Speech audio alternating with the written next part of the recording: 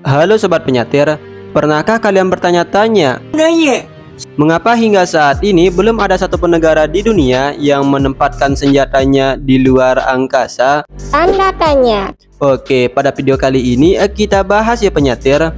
Senjata luar angkasa atau space weapon adalah konsep senjata yang dapat digunakan untuk peperangan dari luar angkasa. Misalnya meliputi senjata yang dapat menyerang satelit lawan, menyerang target ataupun sasaran di bumi, ataupun dapat digunakan untuk melumpuhkan ataupun menghancurkan rudal balistik antar benua lawan ketika melintas di orbit bumi. Lalu, kenapa belum ada negara yang menempatkan senjatanya di luar angkasa, Bang? Senjata yang seperti apa dulu nih? Jika berbicara tentang senjata, tentu pikiran utama tertuju pada sebuah alat yang mampu menembakkan sesuatu dan mempunyai daya hancur. Dan pikiran utama adalah meriam. Seperti yang kalian ketahui, luar angkasa itu adalah hampa udara, yang berarti tidak ada hambatan udara. Fisika sederhana mungkin dapat menjelaskan masalah ini. Mungkin kalian ingat tentang hukum ketiga Newton tentang gerak suatu benda, di mana jika kita memberikan aksi pada suatu benda, maka benda tersebut akan memberikan gaya reaksi berlawanan arah dengan besar yang sama. Singkatnya, jika kita menembakkan meriam di bumi, recoil ataupun gaya tolakan dari tembakan dapat diminimalisir dengan metode peredam recoil atau karena gesekan penyangga meriam dengan tanah. Di luar angkasa, tentu hal ini tidak berlaku. Ketika kita ingin menembakkan meriam yang sangat besar, recoil dari tembakan dapat dengan mudah mendorong senjata itu sendiri ke arah yang berlawanan. Bukannya sama-sama ada recoilnya, Bang? Iya juga sih Tir, tapi maksudnya gini ya. Jika di bumi, maka recoil dari tembakan dapat diminimalisir. Tapi kalau di luar angkasa, tidak bisa. Kalau pakai roket, gimana, Bang? Ya, meskipun menggunakan roket, semburan dari roket ketika diluncurkan dari platform senjata dapat membuat stasiun ataupun platform peluncuran terpental di luar kendali. Dan jika kalian pengen menyeimbangkannya, maka dibutuhkan booster pendorong tambahan untuk melawan recoil yang dihasilkan. Kalau roketnya dilepas saja, terus nyalainnya kalau udah jauh gimana, Bang? Lunanya mulu penyatir. Hal tersebut memang bisa saja untuk dilakukan. Namun belum sampai di situ ya penyatir. Seperti yang sudah kalian ketahui, setiap benda yang melesat masuk ke atmosfer bumi, ia akan bergesekan dan menghasilkan panas yang sangat tinggi. Rudal balistik antar benua umumnya hanya numpang lewat di orbit kemudian meluncur kembali ke bumi. Jika kalian tetap bersikeras membangun senjata yang seperti itu, maka kalian juga harus mengembangkan teknologi pelindung ataupun heat shield agar bahan peledak tetap aman saat bergesekan dengan atmosfer bumi dan melesat jatuh ke targetnya. Ingat kata YM ya, dari mana duitnya? Biaya untuk mengembangkan senjata seperti itu menurut penyatir jauh-jauh lebih mahal daripada mengembangkan rudal berbasis darat, laut maupun udara. Satu-satunya yang paling sepadan dengan biaya sebesar itu mungkin hanyalah penempatan senjata nuklir. Senjata nuklir merupakan salah satu jenis persenjataan yang memiliki efek ledakan yang sangat dahsyat, daya destruktif yang besar, dan sebagai sarana deterrence paling efektif bagi lawan.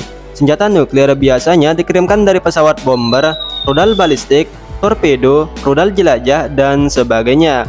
Dalam hal persenjataan nuklir ini, kecepatan adalah kunci utama. Dengan kecepatan diharapkan lawan belum sempat melakukan serangan balasan, fasilitas nuklirnya sudah dihancurkan. Namun bahkan dengan rudal balistik tercepat yang dimiliki Rusia saat ini, yakni Sarmat Satan II, masih memerlukan waktu 40 menitan mulai dari awal peluncuran hingga benar-benar mencapai daratan Amerika Serikat. Negara-negara seperti Amerika Serikat, Rusia, dan China tentu mempunyai langkah pencegahan untuk rudal balistik ini.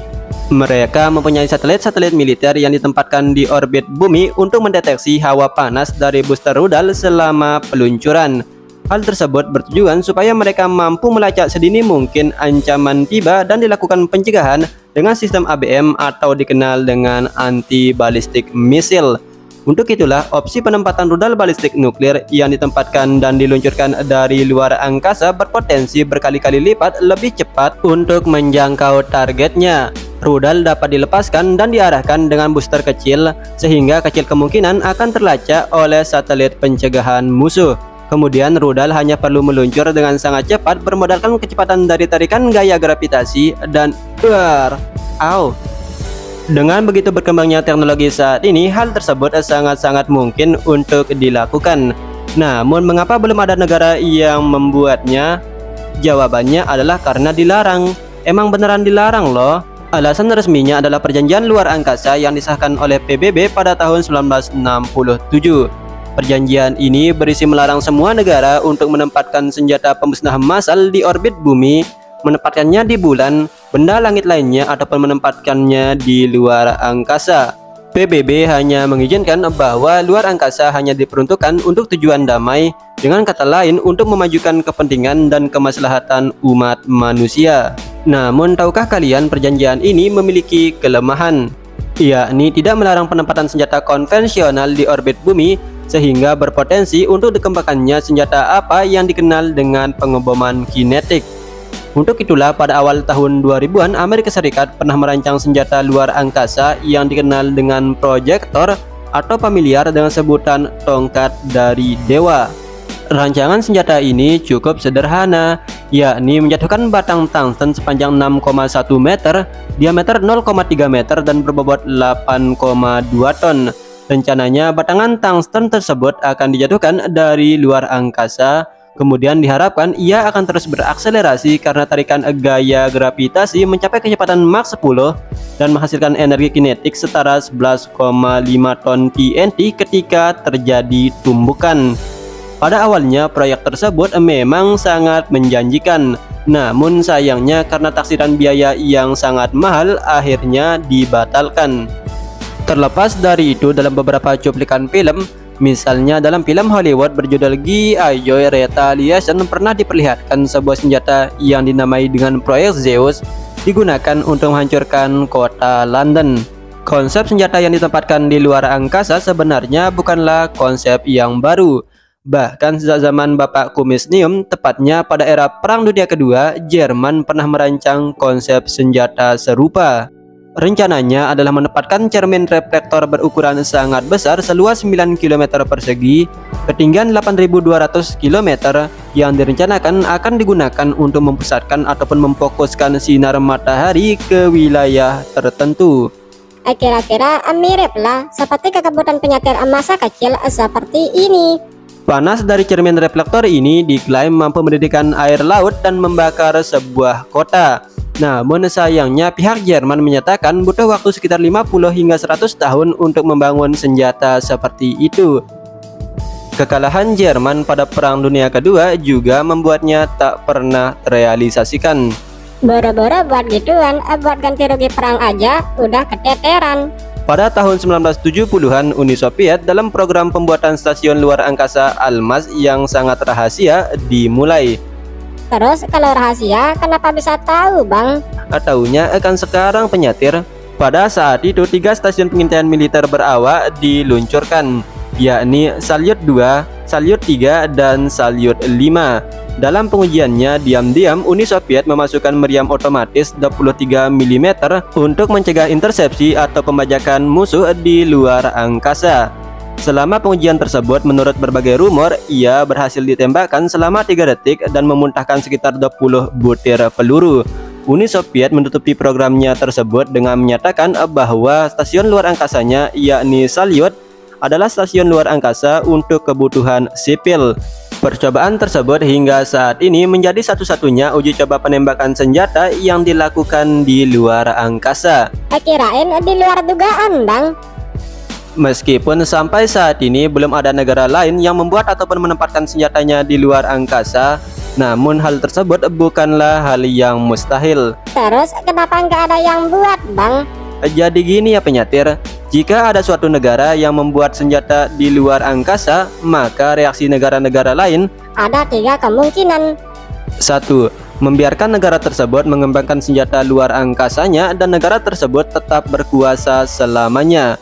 2. Membangun senjata serupa ataupun senjata orbital luar angkasa dengan alasan sebagai perlindungan.